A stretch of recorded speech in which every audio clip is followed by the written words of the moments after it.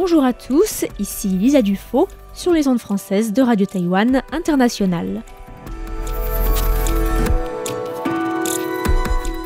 C'est l'heure de la revue Asie-Pacifique, une sélection de sujets d'actualité alternée d'émissions thématiques sur l'Asie-Pacifique.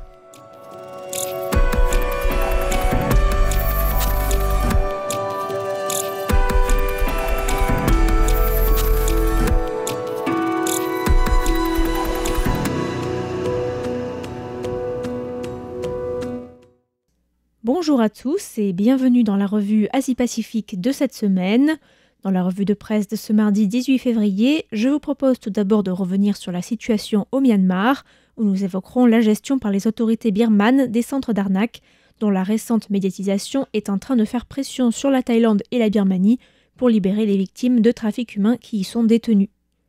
Nous évoquerons ensuite la rencontre la semaine dernière entre le Premier ministre indien Narendra Modi et le nouveau président américain Donald Trump à Washington. Nous irons ensuite à Hong Kong, où les autorités veulent mettre fin aux appartements subdivisés, considérés comme des habitats indignes, une politique qui fait craindre toutefois aux habitants les plus vulnérables d'être expulsés ou encore de ne pas pouvoir faire face à la hausse des prix des loyers. Et enfin, nous finirons notre petit tour de l'Asie-Pacifique au Bangladesh, où le Haut Commissariat aux droits de l'homme de l'ONU a récemment publié un rapport sur les violations des droits de l'homme commises par l'ex-gouvernement de Sheikh Hasina au Bangladesh pour réprimer l'été dernier les manifestations géantes contre le pouvoir en place. Face à la pression internationale, une milice pro-junte en Birmanie, la force des gardes-frontières Karen, a indiqué qu'elle expulserait 8000 travailleurs, pour la plupart des ressortissants chinois, dans le cadre d'opérations visant à fermer des centres dédiés aux arnaques. Le porte-parole de l'organisation, Neng Maung Zhao, cité par Radio Free Asia, a précisé que la milice disposait déjà d'une liste et que toutes les personnes seraient expulsées, soit via la Thaïlande ou encore par la Birmanie. Il faut savoir que la Birmanie, le Cambodge mais aussi le Laos abritent des centres illégaux dédiés aux arnaques qui utilisent, souvent en connivence avec les autorités locales, des personnes soumises au travail forcé, souvent attirées dans la région par des offres d'emploi mensongères. Ces centres ont prospéré depuis la pandémie de Covid-19 qui a considérablement affecté les secteurs des hôtels casinos dans ces pays, casinos qui ont parfois été reconvertis en centres d'arnaque, alimentés par le trafic humain et la plupart des victimes étant chinoises. Nombre d'entre eux sont arrivés via la Thaïlande et seront donc expulsés vers ce pays avant d'être interrogés par les autorités thaïlandaises qui doivent faire le tri entre les victimes de trafic humain et les personnes impliquées activement dans le trafic humain et les réseaux d'arnaque. Le phénomène a fait beaucoup parler de lui ces dernières semaines, et notamment en Chine et à Taïwan, en particulier après qu'un acteur chinois a été kidnappé et envoyé dans un de ses centres en Birmanie, près de la frontière avec la Thaïlande, avant d'être libéré quelques jours après grâce à la médiatisation de son cas par sa petite amie qui a alerté de sa disparition sur les réseaux sociaux. Le 6 février, la même milice birmane a renvoyé 61 étrangers en Thaïlande après que le voisin thaïlandais a coupé l'approvisionnement en électricité, en internet et en carburant dans les zones concernées par le trafic. Mercredi dernier également, ce sont 261 personnes originaires de 20 pays différents, dont plusieurs Taïwanais, qui ont été libérés et remis aux autorités thaïlandaises. Le Premier ministre indien Narendra Modi s'est rendu à Washington la semaine dernière, où il a rencontré jeudi dernier le nouveau président américain Donald Trump. Notons que c'est le troisième dirigeant étranger à être accueilli à Washington par le président américain depuis son investiture, après le Premier ministre israélien Benjamin Netanyahou et le Premier ministre japonais Shigeru Ishiba. Tout comme son homologue japonais, le Premier ministre indien est soucieux d'éviter à son pays des droits de douane promis par Donald Trump aux produits de nombreux pays. Les deux dirigeants ont ainsi évoqué le déséquilibre commercial qui préoccupe tant le nouveau président américain, qui a déclaré que le déficit commercial des États-Unis avec l'Inde se chiffrait à presque 100 milliards de dollars, avant de déclarer vouloir remédier à cette disparité de longue date.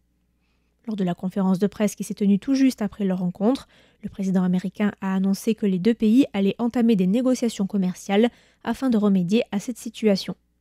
Les deux dirigeants ont aussi évoqué la défense et la sécurité, et Donald Trump s'est proposé de faire office de médiateur entre la Chine et l'Inde au sujet des tensions frontalières qui existent entre les deux géants asiatiques.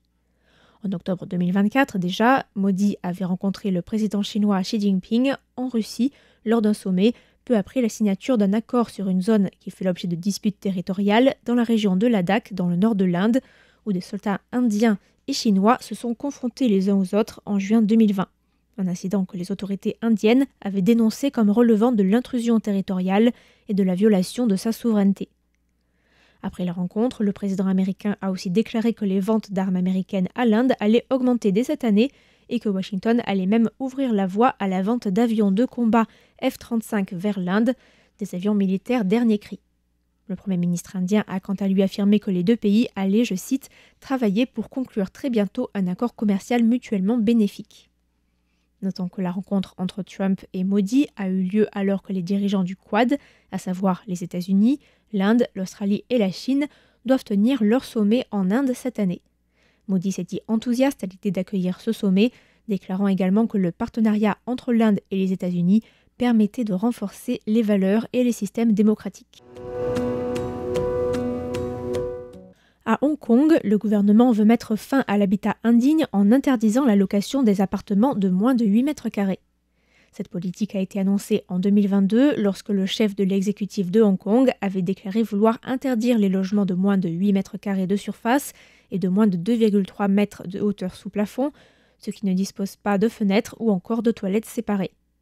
Il faut savoir que les appartements subdivisés, issus de la subdivision d'appartements en plusieurs unités minuscules et souvent comparés à des cages humaines, se sont multipliés ces dernières années avec la hausse des prix de l'immobilier et la spéculation. Le bureau du logement de la ville estime à 110 000 le nombre de ménages vivant dans des appartements subdivisés. Et sur ces appartements, environ un tiers ne satisferait pas aux normes, toujours selon le bureau. Le gouvernement s'est dit confiant dans la capacité de l'offre des logements sociaux ou des appartements de location à courte durée à absorber les locataires des logements indignes. Le quotidien Hong Kong Free Press a rapporté les propos de la secrétaire au logement, Winnie Ho, qui a affirmé qu'environ 80 000 appartements resteraient sur le marché, tandis que le reste ne pourra plus être loué sans travaux de rénovation.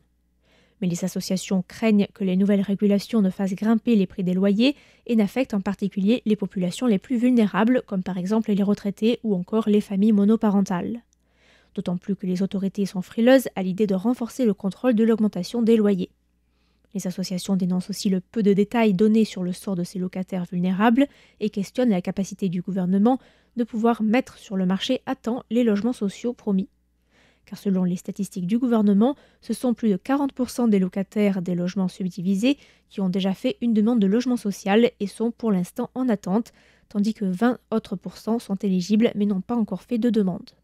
Une période de consultation de 2 mois en lien avec le projet de loi du gouvernement vient de s'achever lundi dernier et Winnie Ho a déclaré que le bureau du logement prendrait en considération la suggestion de prolonger la période de grâce à 3 ans afin de donner plus de temps aux locataires pour déménager et aux propriétaires de faire des travaux de rénovation qui sont nécessaires. Un rapport publié mercredi dernier par le Haut Commissariat aux droits de l'homme de l'ONU vient attester des violations aux droits humains et des abus perpétrés au Bangladesh par l'administration de l'ex-première ministre Sheikh Hasina en lien avec les manifestations de juillet et d'août 2024 qui ont mené à sa destitution et à sa fuite à l'étranger. C'est à l'invitation du gouvernement intérimaire du Bangladesh, qui gouverne depuis la chute du gouvernement de Sheikh Hasina, que le Haut Commissariat aux droits de l'homme a conduit une enquête indépendante visant à établir les faits quant aux manifestations violemment réprimées l'été dernier. L'enquête fait suite à des soupçons d'abus et de violation des droits de l'homme qui auraient été commis entre le 1er juillet et le 15 août 2024 dans un contexte de forte tension entre les autorités bangladaises et la population. Le Haut Commissariat aux droits de l'homme a indiqué qu'au vu des informations collectées et évaluées de manière indépendante, il existe des preuves raisonnables pour croire que le gouvernement de l'époque, ainsi que ses agences de renseignement et de sécurité, mais aussi certains membres violents de la Ligue Awami, le parti politique de Sheikh Hasina, se sont livrés à des violations graves des droits de l'homme et notamment à des centaines d'exécutions extrajudiciaires. Le rapport fait aussi état d'un usage de la force qui a blessé gravement des milliers de manifestants et évoque l'arrestation et la détention arbitraire de grande ampleur, ainsi que la torture et d'autres formes de mauvais traitements. Le Haut Commissariat aux droits de l'homme indique dans son rapport qu'il existe des motifs raisonnables pour croire que ces violations ont eu lieu en connaissance de cause et été coordonnées et ordonnées par les autorités politiques, ainsi que des hauts responsables de la sécurité, afin de réprimer les manifestations et les autres formes de dissidence. Des crimes qui pourraient être qualifiés d'un point de vue international, selon le rapport, de crimes contre l'humanité et de torture.